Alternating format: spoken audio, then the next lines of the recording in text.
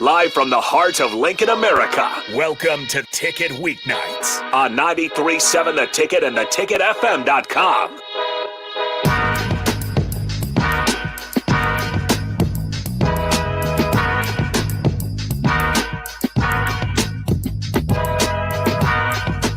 All right, welcome into Ticket Weeknights. I am Harrison Arens, going streaming only today as we got Royals on the FM airwaves. So again, if you're sitting in with me on stream, great to see you here. And again, streaming on Facebook, YouTube, Twitch, and Twitter, as well as Allo Channel 951 for all those Allo subscribers out there. So again, we're going to leave heavy into the NBA, and I don't normally get time to talk about it, but I do want to dive into Husker football, and we might even just start there. Usually on my show, I like to focus a lot on the NBA, especially during the offseason when you have so many movements. Honestly, the NBA is at a point now where the offseason is more entertaining than the first half of the regular season, just because we're kind of at that point where the regular season in the NBA is still a point of discussion.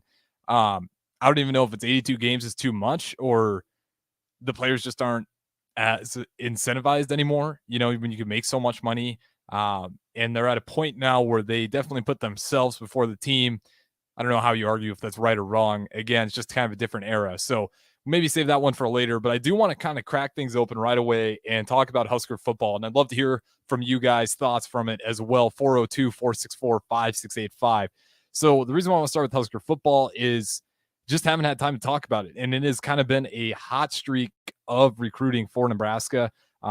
Really, after we got Kalen, he decommits from Mississippi and then Ole Miss, and then obviously right away signs with Nebraska. It looked like he was just kind of waiting for the Twitter feed for all the promotional stuff to be ready to go so he can go ahead and announce it that he would indeed be coming to Nebraska. And then ever since then, you kind of see the dominoes fall one after another, especially in that 24 class. Guys like that Corey Barney out of Miami, you know, he was by no means a guy that I don't think too many people were tracking, just for the simple fact that, yes, we all wanted him, but everything was kind of indicating towards Miami, or at least there was a lot of silence around him. And the silence around him, you consider the last time he visited in Nebraska was, I think it was in June. It was quite a while ago, and he would stop at a couple other places, Miami.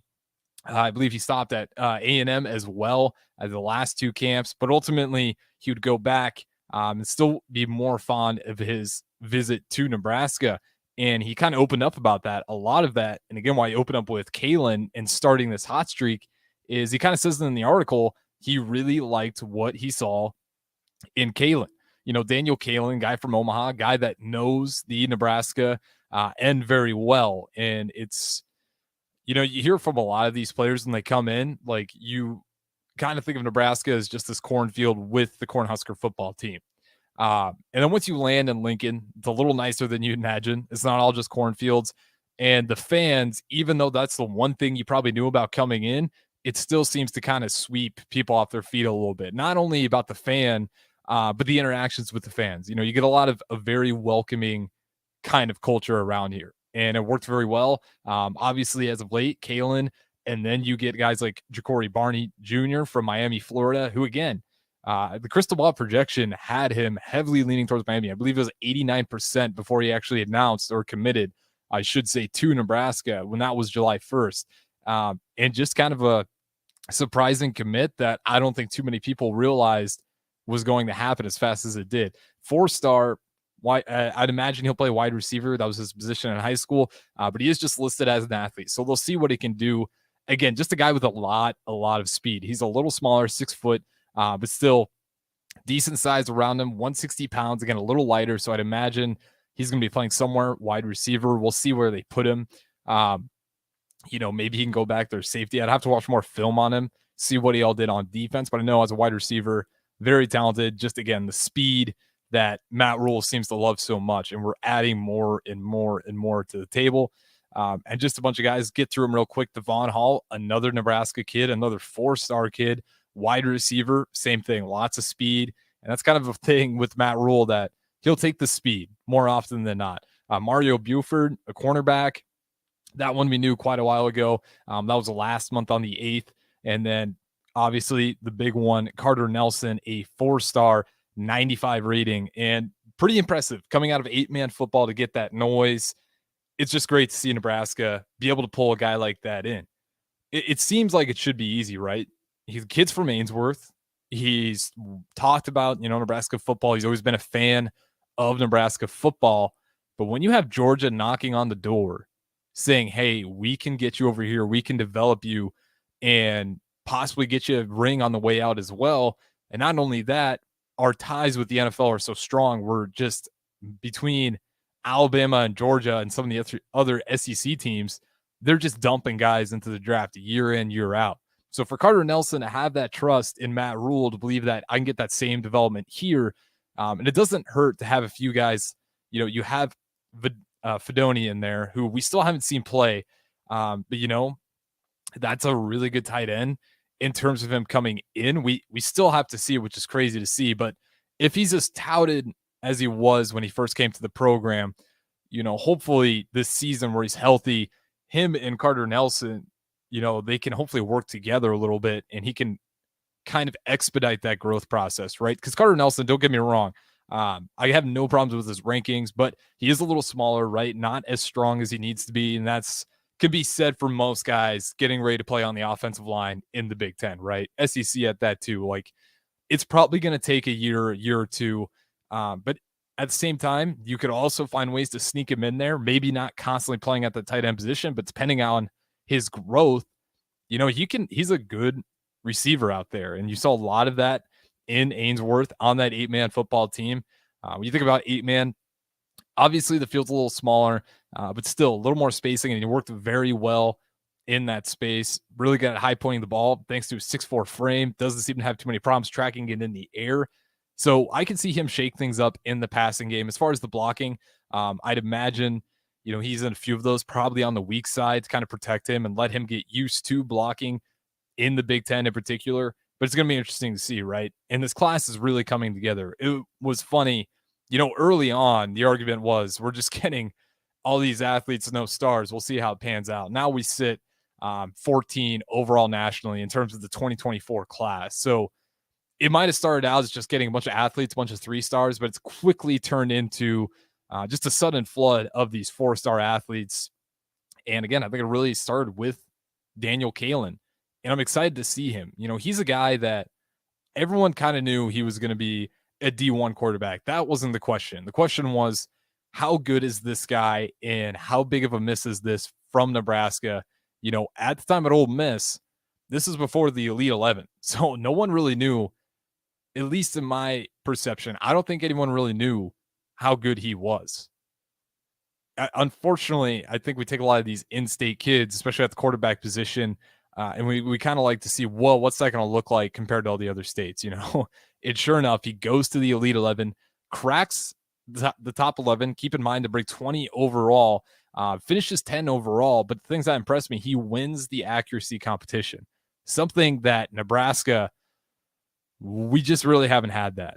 I liked Casey Thompson, everything he did for Nebraska. The reason we're in a lot of those games, but the accuracy was always kind of a scary issue, right? You get to the late in the game and you just kind of worried about how well can he place that ball. He had a few incidents last year where he just really couldn't put the ball on the money, and then it's 3rd and long, and you got to try to force something on 4th and long because the clock's ticking and it's just too late, right? We saw that play out, not just with Casey Thompson, with Adrian Martinez, through the Scott Frost era as a whole. It's just been good quarterbacks with inconsistent play. And I don't know if that's a development thing that we were seeing, especially, I'd hate to continue to bag on Scott Frost because he's not the head coach anymore. But, man, we haven't really seen Chubba Purdy develop well. Logan Smothers is a guy that actually played well, but for whatever reason, maybe they were seeing something in practice where Smothers couldn't quite take that number 2 spot overall and just constantly kind of got shoved to the back of the line, or at least put in that 3rd string position.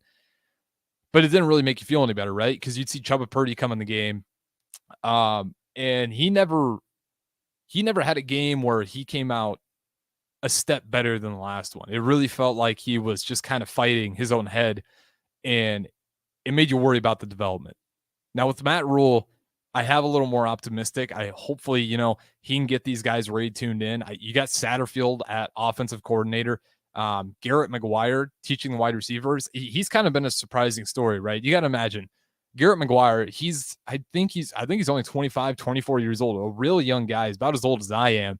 And he's out there recruiting, doing pretty damn well. He's the guy that is responsible for getting Ja'Cory Barney. Maybe not responsible would be a strong word, but he had a strong influence. I'll put it that way, right? He had a very strong pull in getting that kid. And I don't know if it's he's kind of got that youth to him. He's been a player under Matt Rule. I think people kind of underestimate what that might mean to a recruit. If you can, as a former player of Matt Rule, kind of go up to a guy and say, hey, I've been in his system. I know what it's like to work under Matt Rule. This is what he expects of you, and this is how he gets it done. You're going to believe he's got a pretty honest answer. He's been through it. And again, I'm surprised by Garrett McGuire, a younger guy, younger wide receiver coach, but he pulls a four-star that no one knew where he was going in Ja'Cory Barney. Again, heavily favored to go Miami, ends up at Nebraska. Just awesome stuff that you like to see. And as this class continues to develop, you get more and more excited for the beginning. I mean, you got to think we're a month away. It is already July, and we are just over a month away before Husker football. That is a good feeling. Now, the only problem with that is you're going to start out playing Minnesota. And as fun as it is to talk about what that first game against Colorado, Deion Sanders, first-year head coach, Matt Rule, first-year head coach, with two very different styles, right? You could almost say they're polar opposites in how they approach building a team. Now, I'm not going to say Deion's wrong. Let's see what Deion Sanders' Colorado team looks like when they come out the gates. I know there's a lot of hot takes about him. I just wouldn't sleep on him, right? Deion Sanders knows what he's doing. If you don't like the way he's going about it, I mean, that might be a personal issue, but I just wouldn't sleep on that team. I think that's going to be a good team. But again, that is kind of been the conversation, right? What's that going to look like? There's so many storylines. You got to look at Thursday first, though. You got to look at that week 0 game against Minnesota at Minnesota. And Jay Foreman said it well on Inside the Huddle. He was watching their spring game, right? The spring game was held indoors. Not a ton of people there. As you can imagine, it's Minnesota. It's cold, very cold at the time. That's why they opted to go indoors. And, maybe they had anywhere between 100, 500 people in there.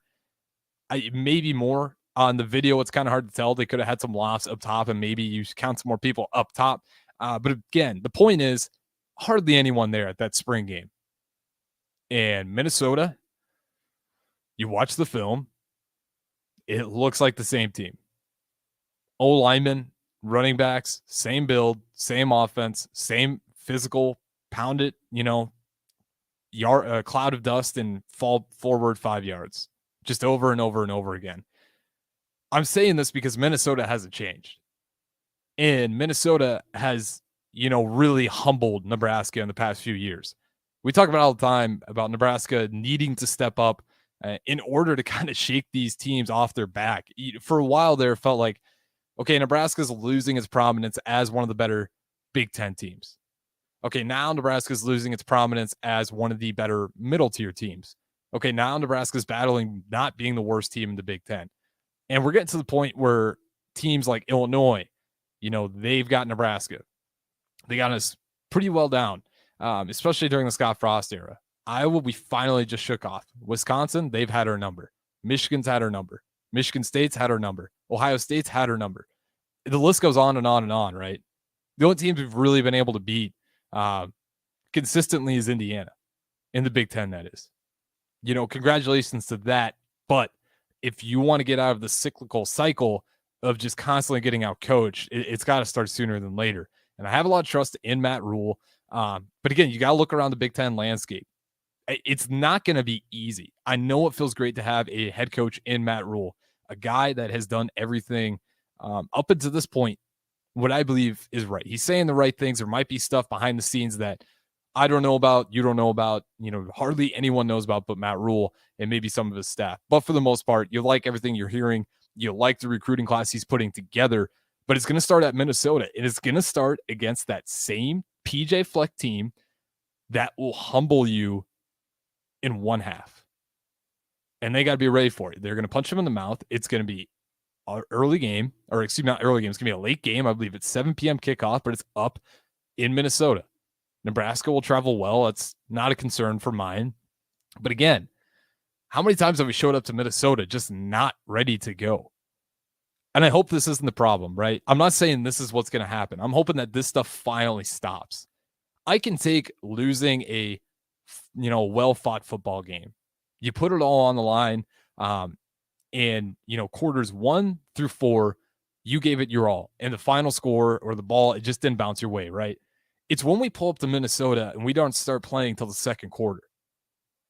When our guys are getting pushed on the line of scrimmage from the offensive line of Minnesota, if you take it back 3 years, that was pretty much all third string guys because COVID completely wiped them out.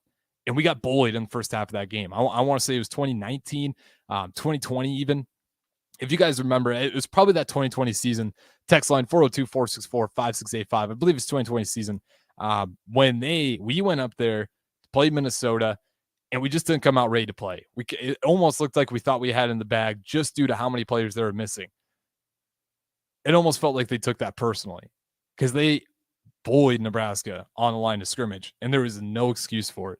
I mean, absolutely no excuse.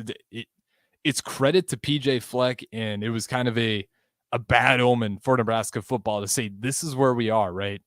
Minnesota's got its third string O lineman in, and we got our guys all healthy, ready to go. Not to mention what Minnesota had to go through practice just to get to that game, right? They could barely have guys near each other. It was a lot of individual work just to save the team, just so they could play that day, and they still found a way to beat us. So you got to respect PJ Fleck. You got to respect Minnesota because you haven't respected them before, and it's cost you some losses. So that's why it's so important, right? That Colorado-Nebraska game, it's going to be fun.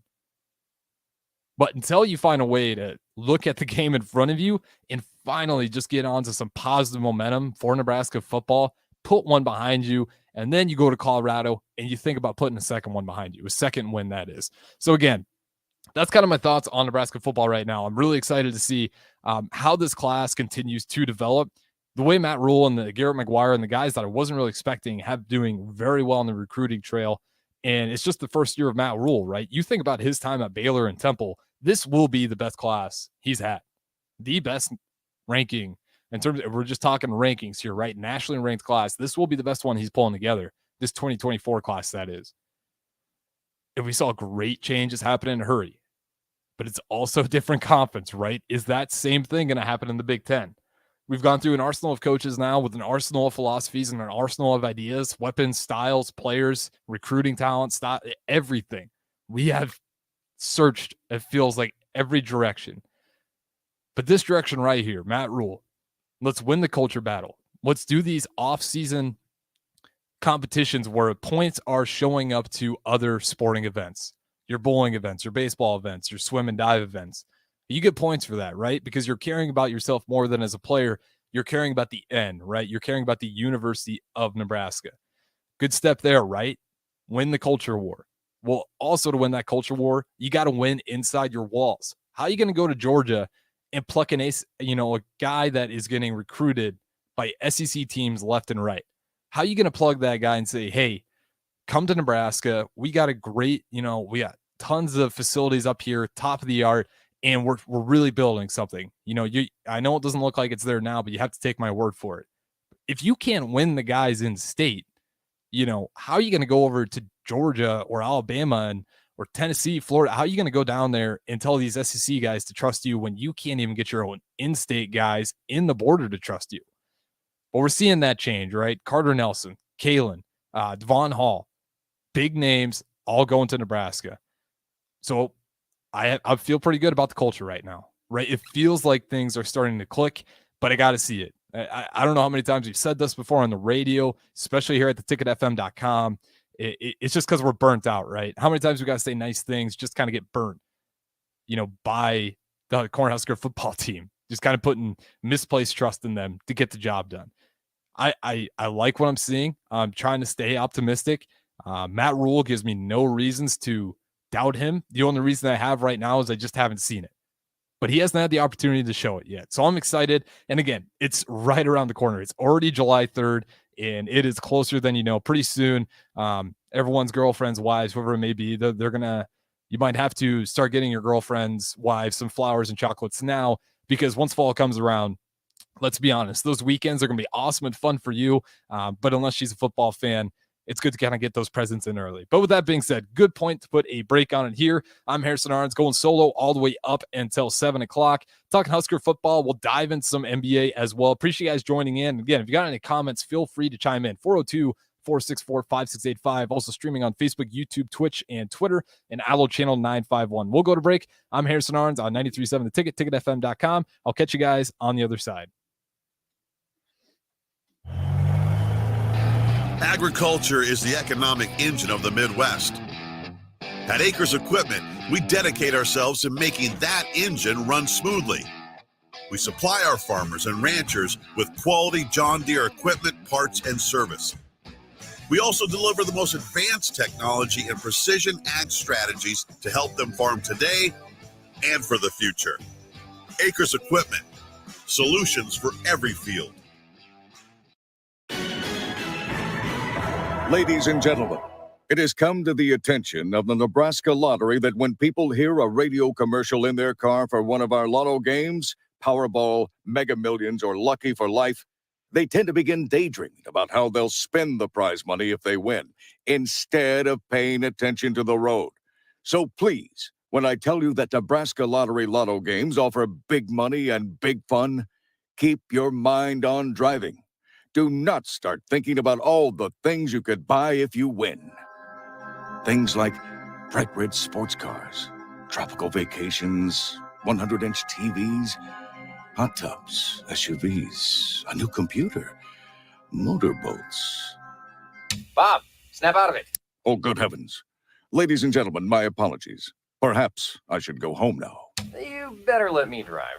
Lotto games from the Nebraska Lottery. Top prize odds vary by game. Working at Continental in Lincoln isn't a job, it's a career. And right now they've raised wages again and they're hiring for production operators at $24.11 per hour, which grows to $28.27 per hour within 3 years. Skilled trade positions now start at $32.76 per hour with opportunities to make more based on certifications. Continental also has salary jobs available and great benefits, plus medical and prescription costs at very low premiums. Dental, vision, and life insurance are offered at no premium cost to the associates, with increased bonuses and vacation for new hires. To learn more or to apply, go to continental-jobs.com with keyword Lincoln. Come work at Continental today. Hi everyone, Kendall Warnock, A1 Automotive in downtown Lincoln. Spring is here. Summer is fast approaching. With weddings, vacations, and weekend getaways on your mind, do not let car issues prevent you from getting where you need to be. Car problems shouldn't be something that you put up with. Let us get you back on the road in comfort and safety. We diagnose all makes and models from Porsches to Hondas, Toyotas, and Chevrolets. We fix a variety of issues with all of them with our talented techs and our experienced staff. A1 Automotive at 11th and L, downtown Lincoln, always honest answers. Steve's Garage Doors and Services is hiring. They are looking for a garage door installation and service technician with a clean driving record. Experience is not required as they will train for the positions. However, mechanical aptitude is required. If you want to come be a part of a small business where you're family, not just an employee, call Steve's Garage Doors and Services today to apply at 402-480-2840. That's 402-480-2840. Steve's Garage Doors and Services. This Easter, focus on your family instead of dishes with the Venue Easter to-go meals. Prepared fresh in-house by our chefs, these meals are ready to heat and eat with packages for 2 to 3 people or 6 to 8 and your choice of juicy beef tenderloin, tasty herb roasted chicken, or our famous 6-pepper crusted prime rib. All meal packages come with sides and we have additional add-ons available to complete your feast. Order today at venuedelivered.com/Easter. That's venuedelivered.com/Easter. Spring sports are here and it's time to upgrade your equipment. But don't go rushing to your big box store. Play It Again Sports is your place to go for all spring sports equipment for baseball, softball, golf, and disc golf. Play It Again Sports has quality, slightly to gently used equipment, and 50% of their inventory is actually new equipment. And don't forget, buying from them is a great way to get new products with great discounts by also bringing in your used items for store credit or cash on the spot. Play It Again Sports at 48th and Vine.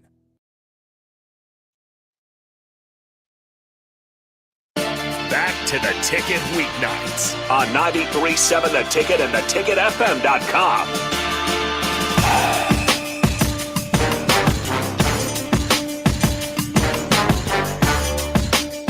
All right, welcome back into Ticket Weeknights. I am Harrison Arens, going all the way until 7 o'clock solo here. So appreciate you guys hopping in, joining in here with me. And again, just for those listening, tomorrow we will still have shows going all day. So from 6 a.m. to 6 a.m. You know, it's going to be a full 24 hours worth of shows. 93.7 Ticket FM won't stop on the FM airwaves or streams. You guys will be able to get your content all day. So although it may be 4th of July, feel free to go ahead and turn that radio on as you're kind of getting ready. You got the hot dogs, steaks on the grill, burgers, whatever you're doing on that 4th of July. Ticket will still be out there for all the years to listen to. We'll have some new shows that you guys haven't heard yet, pre-recorded, so you guys will be able to hear those for the first time on 4th of July. It'll be a lot of fun. I'm excited to kind of have the day off. You know, it's coming over here every night, taking over the night shift here at the Ticket. You can imagine it's a real killer for the nightlife, right?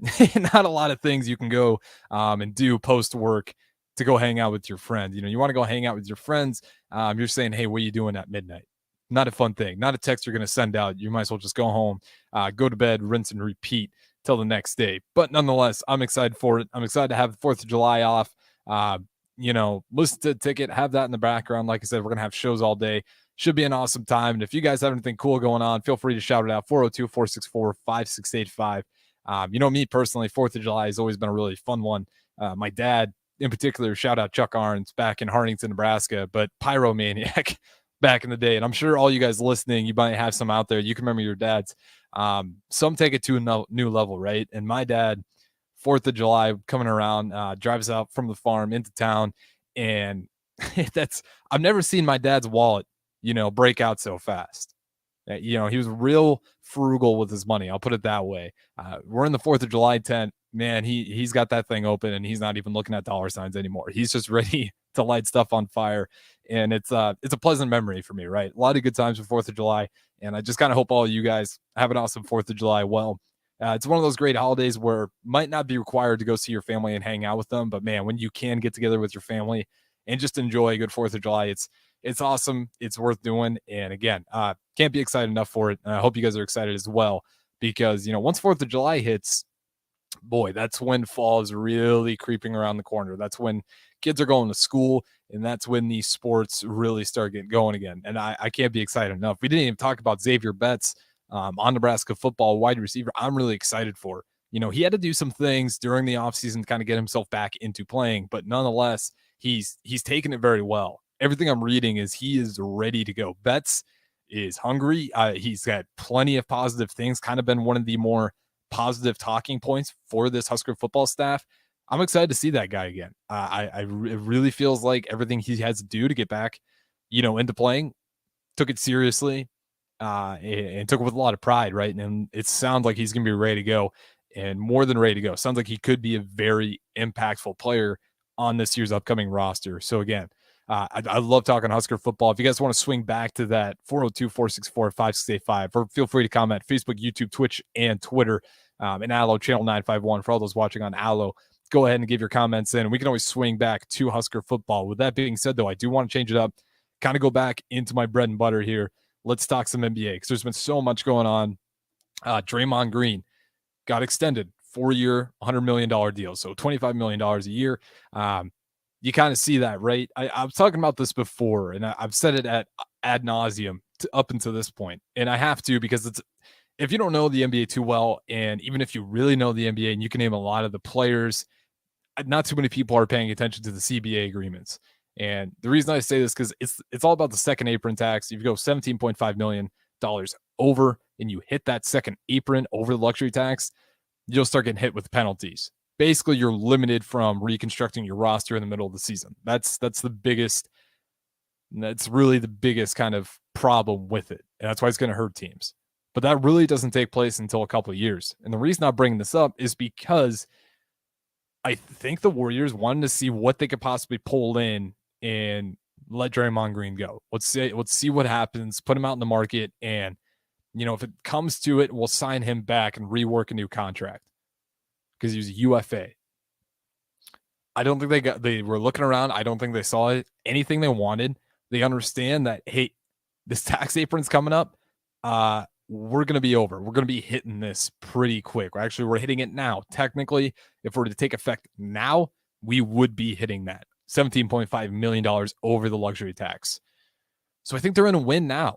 You know, they're the Warriors at a point where Steph, Clay, Draymond run it back, right? You kind of have to make some moves. And I think once they got Chris Paul over from the Suns to the Wizards and then from the Wizards to the Warriors in that three-way trade, I think they realized, like, hey, if we just got Chris Paul, you know, he can kind of unlock Draymond Green in some unique ways. That is one of the best things about Chris Paul, and that is why I will never slander his name. You know, I'm a pretty positive CP3 guy.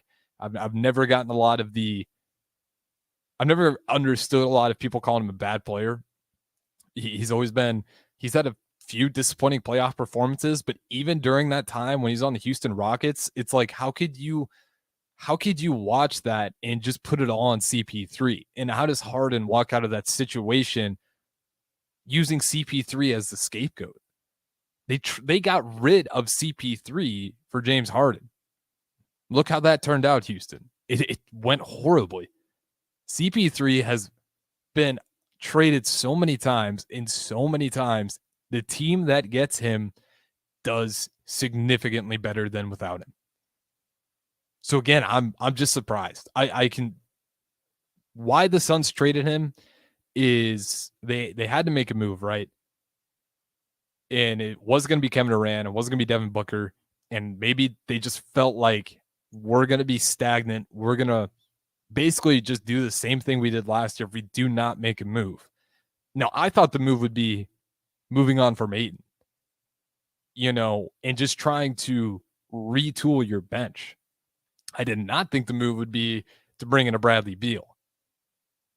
And I've been pretty open about this. I'm not super big on the Phoenix Suns. I think all they did was maybe buy themselves some time, if that makes any sense. I don't see this team really making it to the championship, you know, to the NBA Finals. Are they better than the Denver Nuggets? I don't think so. With this new Warriors roster, are they better than those guys? Maybe. The Los Angeles Lakers, that team is, you know, you're still going through LeBron and AD. And they just got Gabe Vincent from the Miami Heat. So that's another one that we'll just have to see what that team looks like kind of coming out. And again, I don't want to count out the Lakers simply because, yes, LeBron James, whether you love him or hate him, it's LeBron James. He is going to impact the game when he needs to impact the game. And he's done it throughout his entire career. Anytime you write LeBron James out, whether you like him or hate him, he's going to make you pay for that. You always have. Don't ever write LeBron James off until he retires from the NBA. That's just a lifelong NBA lesson that I've learned. I pretty much grew up through the entire LeBron era, and you just can't count him out.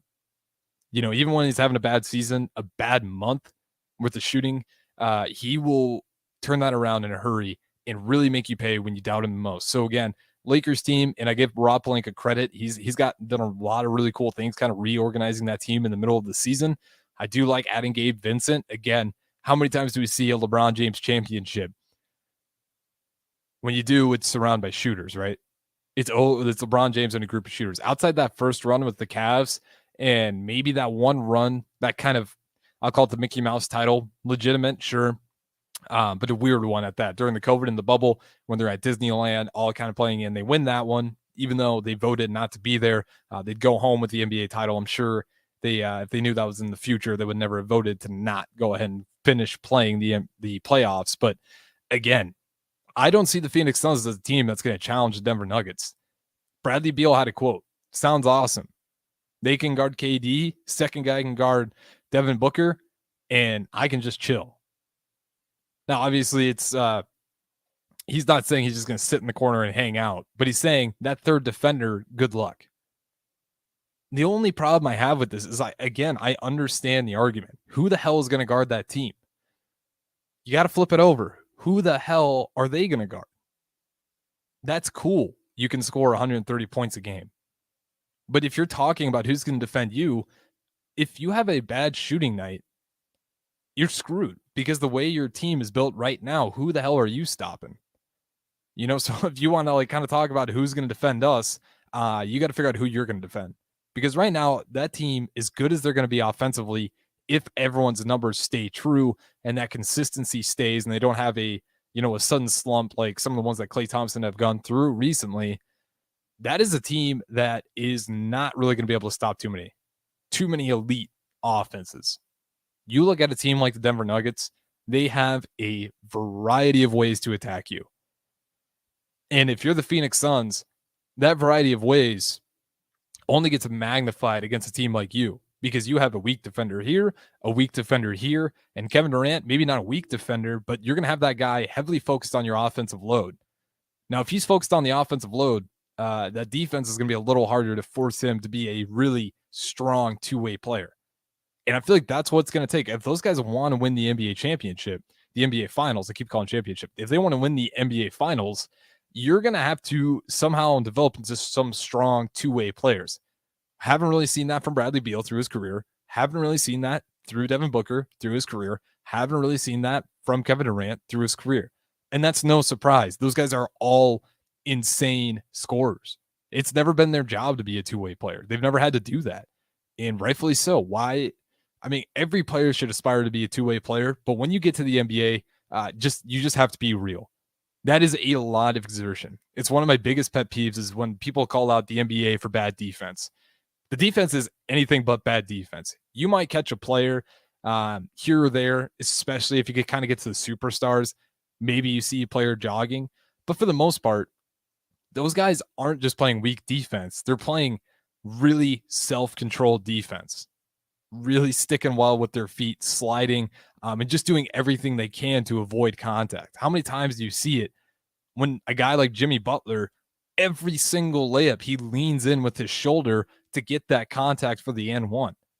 It's not weak defense. It's just good offense and rules that cater towards the offense that limit the defense's abilities to get in front of a guy. So again, it's not weak defense. It's just hard to be physical and not foul out immediately. And right now, all those guys are going to have to become great defensive players. And the reason I bring that up is because you can't just be physical anymore.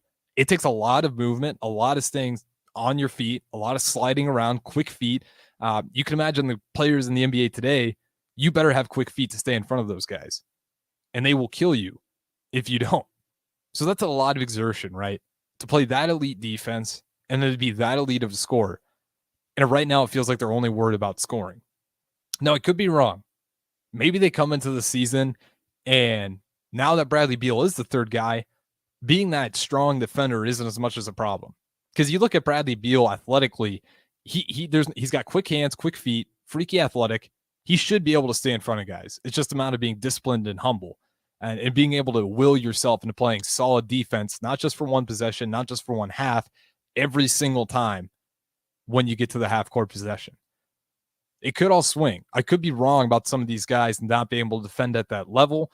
But even then, it's not just being able to defend. It's being able to defend at an elite level. Because I think that's really what it's going to take. You look at the bench, they're still looking at Cameron Payne to kind of step up for him. You're still looking at Ayton. You know, that hasn't really worked for you.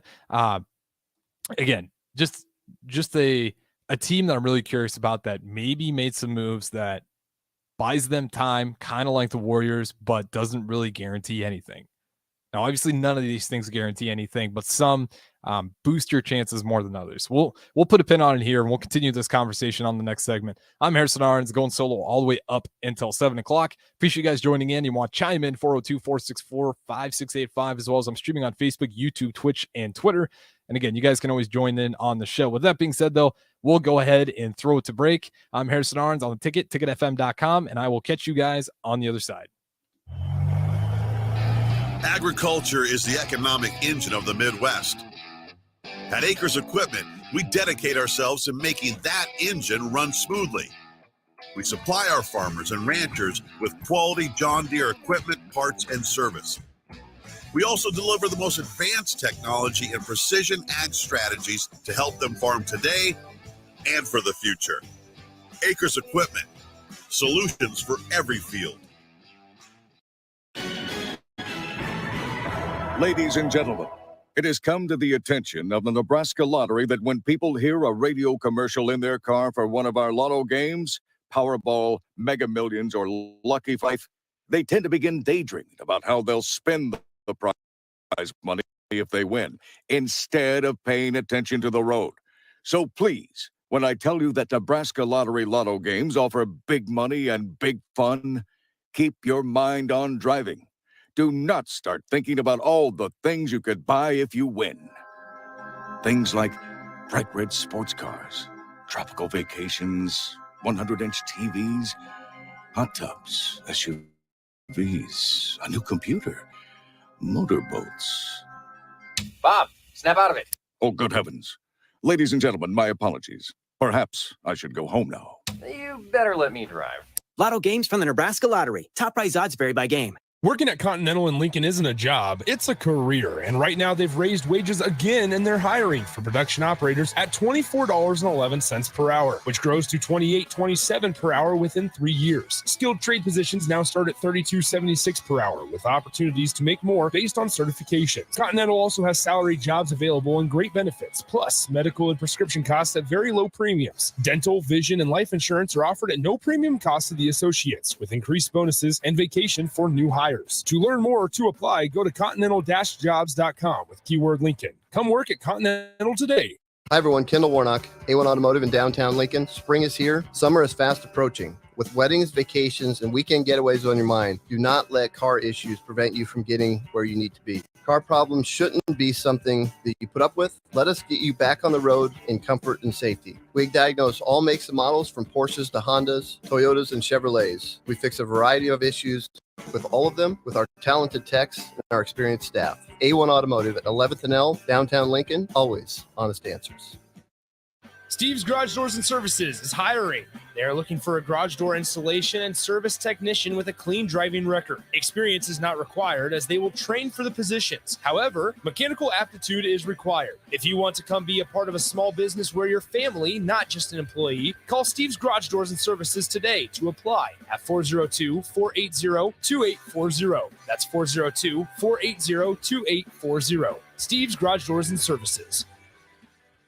This Easter, focus on your family instead of dishes with the Venue Easter to-go meals. Prepared fresh in house by our chefs, these meals are ready to heat and eat with packages for 2 to 3 people or 6 to 8 and your choice of juicy beef tenderloin, tasty herb roasted chicken, or our famous 6-pepper crusted prime rib.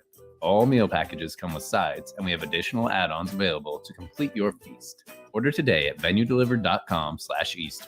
That's venuedelivered.com/Easter. Spring sports are here and it's time to upgrade your equipment. But don't go rushing to your big box store. Play It Again Sports is your place to go for all spring sports equipment for baseball, softball, golf, and disc golf. Play It Again Sports has quality, slightly to gently used equipment, and 50% of their inventory is actually new equipment. And don't forget, buying from them is a great way to get new products with great discounts by also bringing in your used items for store credit or cash.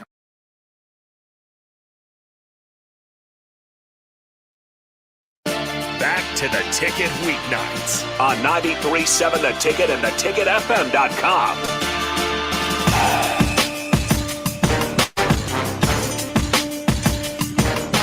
All right, welcome back into Ticket Weeknights. This will be my final solo segment going all the way up until 7 o'clock.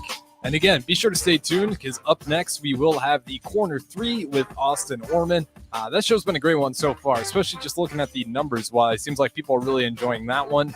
It's a little more college-oriented, I believe. So if you're into that, be sure to stick around for the next hour. And then to wrap it up from 8 to 9 o'clock, we will have the captain himself, Rashawn Jackson.